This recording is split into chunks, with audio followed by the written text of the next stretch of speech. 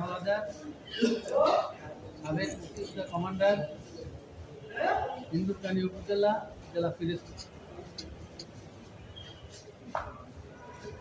আমি বলতে চাই দুলার হোসেন সাইদ সাহেবের যে মামলা সম্পর্কে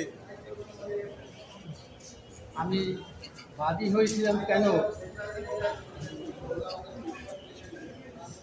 তখন আমাদের স্থানীয় পিরোজপুরের এক আসনের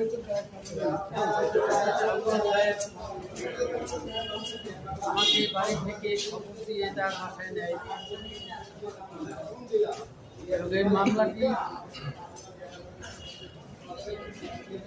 হওয়ার পূর্বেই আমাকে বাসায় 8টার সময় দেখা করতে বলে আমি তার যাকে তার সাথে দেখা করতে যাই।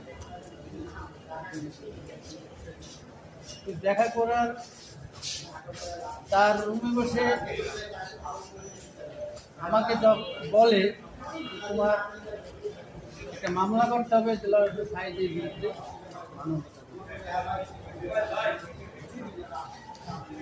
আমি এই কথা যখন বলে তখন আমি কিছু সময় চিন্তার ভিতরে পড়ে যাই।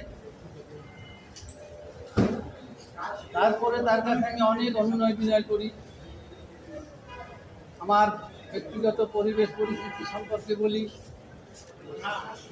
আমার কোনো সক্ষম কোনো ছেলে সন্তান নাই, আমি আর্থিক দিক দিয়ে তেমন একটা না, যার সারা বিশ্বে নাম ছড়ানো এমন একজন আলেমের বিরুদ্ধে এই যে সে কি করতে কি করে নাই। আমি মুক্তিযুদ্ধে ছিলাম, মুক্তিযুদ্ধ করেছি, হ্যাঁ, এই বিষয়ে আমাকে ক্ষমা করবেন, আমি এই দায়িত্ব এত বড় মিথ্যা ভিতরে করাতে চাই না। তার সাথে এই বিষয়ে অনেক অনুনয় বিনয় করে আমি এই মামলায় নাজারবার বিষয় অনেক কিছু বলা হয়েছে, তারপরে সে আমাকে হুমকি দামকি করে তোমার এই মামলায় বাদী হতেই হবে। নানা রকমের তাদের লোকজন দিয়া চাপের মুখে আমাকে অস্ত্রের ভয় দেখানো, বিভিন্ন একটা, আমি তখন পরিবেশ পরিস্থিতি খারাপ দেখতে পাই এবং আমার প্রতিবাদ করার মতো কোনো হয়তো আমার ব্যক্তিগত পারিবারিক সবকিছু আমার উপরে বিরাট ক্ষতি হয়ে যাবে।